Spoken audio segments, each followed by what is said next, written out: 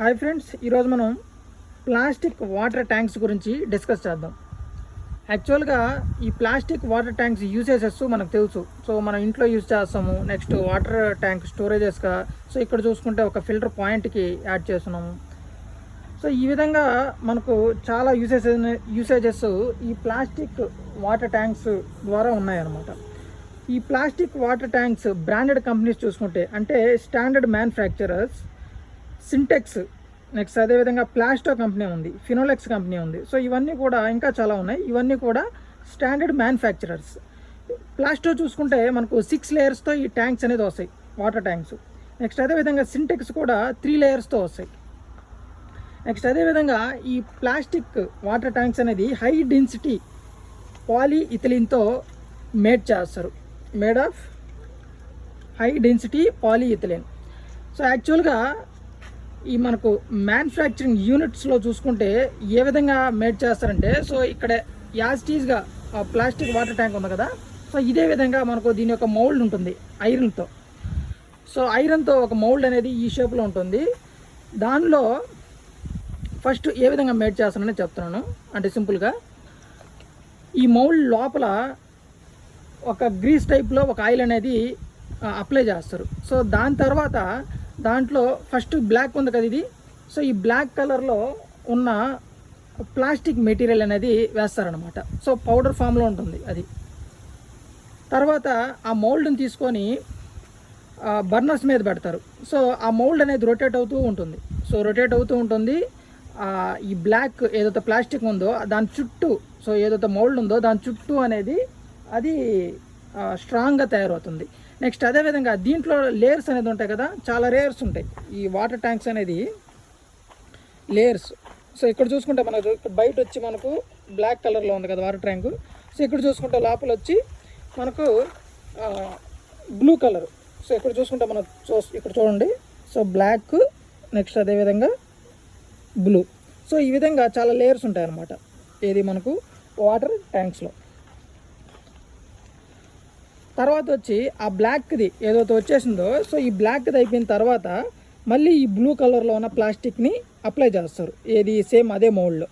So అది కూడా powder ఫామ్లో ఉంటుంది. కింద అనేది బర్నర్ అనేది మండుతూ ఉంటుంది, హీట్ అనేది జనరేట్ చేస్తూ ఉంటుంది. సో ఈ మౌల్డ్ అనేది రొటేట్ అవుతూ ఉంటుంది.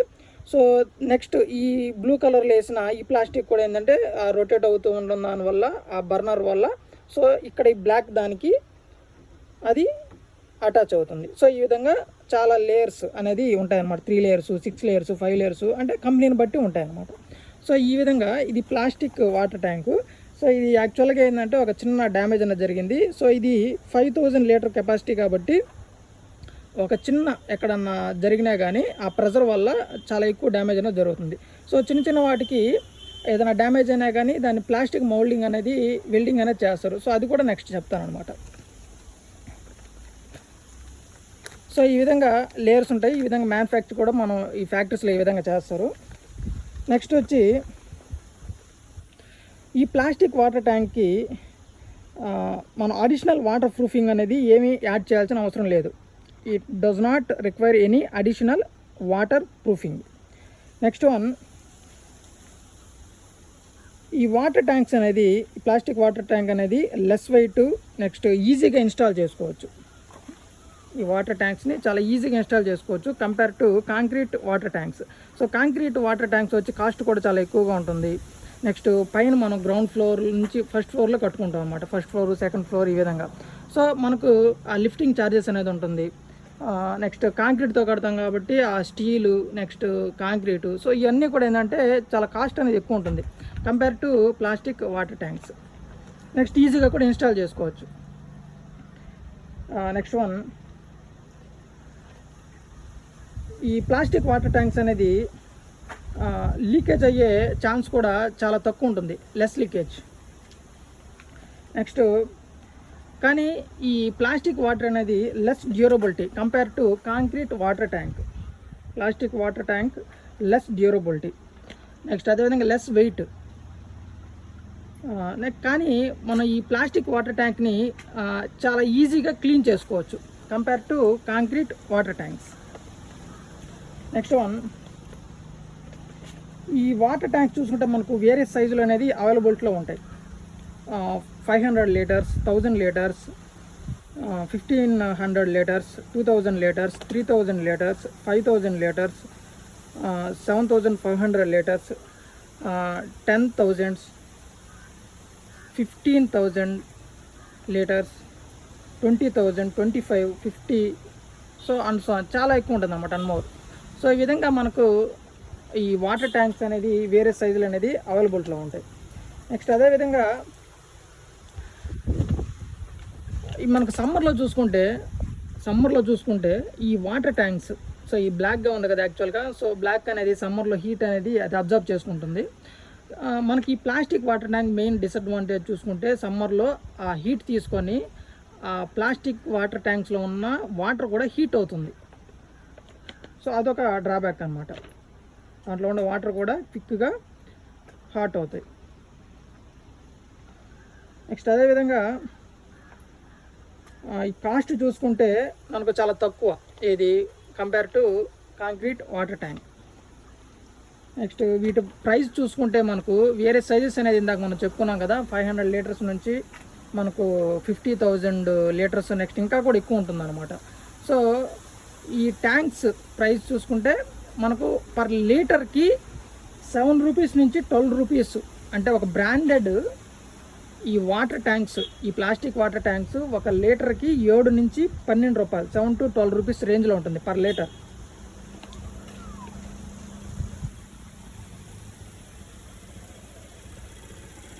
అంటే మనకు లోకల్లో చూసుకుంటే ఒక 4 రూపీస్ నుంచి కూడా 4, 5 నెక్స్ట్ ఈ విధంగా కూడా ఉంటుంది. కానీ ఒక ఈ బ్రాండెడ్ చూసుకుంటే మాత్రం 7 రూపీస్ నుంచి 12 రూపీస్ వరకు దీని రేంజ్ అనేది ఉంటుంది. సో ఆ విధంగా ఒక బ్రాండెడ్ ఈ ప్లాస్టిక్ వాటర్ ట్యాంక్స్ చూసుకుంటే మనకు ఒక 1000 లీటర్స్ చూసుకుంటే ఒక 8 రూపీస్ పర్ లీటర్ వేసుకున్నా కానీ 8,000 రూపీస్ అనేది ఒక 1000 లీటర్ కెపాసిటీ ఉన్న వాటర్ ట్యాంక్స్ రేట్ అనేది ఉంటుంది.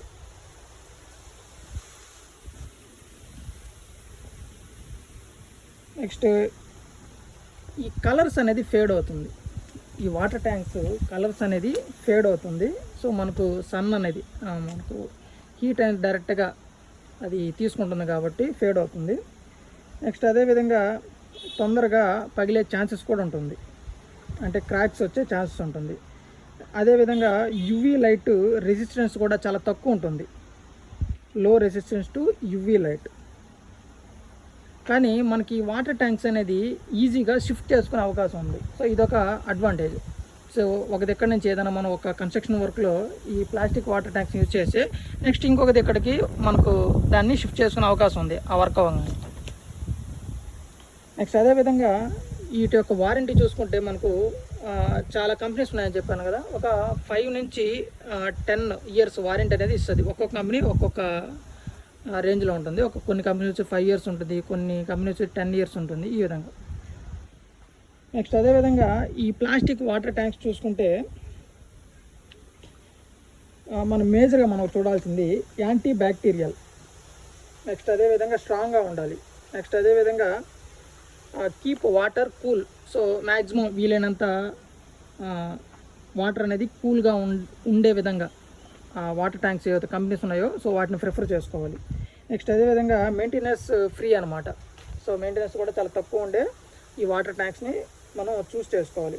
నెక్స్ట్ అదేవిధంగా వర్జిన్ ప్లాస్టిక్ యూజ్ చేశారా లేదా. సో మనం ఏదైతే ఇందాక లేయర్స్ చెప్పామో సో ఆ లేయర్స్ అనేది 3 లేయర్స్ 6 లేయర్స్ ఈ విధంగా అని చెప్పాం కదా. సో దాంట్లో వర్జిన్ ప్లాస్టిక్ యూజ్ చేశారా లేదా అనేది కూడా మనం చూసుకోవాలి.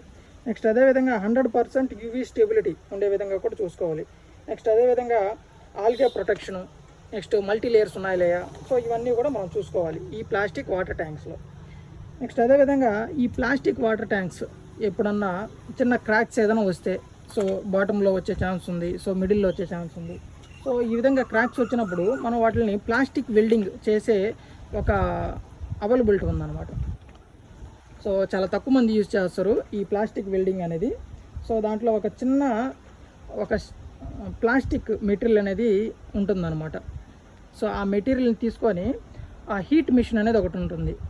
సో ఏదైతే మనకు ఆ ప్లాస్టిక్ మెటీరియల్ని ఆ హీట్ మిషన్తో అప్లై చేసి ఆ క్రాక్స్ది ఇక్కడ మనం దాన్ని అప్లై చేస్తాం. సో చాలా వరకు అంటే టెంపరీగా సో ఆ క్రాక్స్ అనేది మనం రెడ్యూస్ చేయొచ్చు అనమాట. సో ఇంకొన్ని సంవత్సరాలు యూజ్ చేసుకోవచ్చు. సో ఇవండి మనకు ప్లాస్టిక్ వాటర్ ట్యాంక్ గురించి కొన్ని important points. So okay guys, thank you for watching.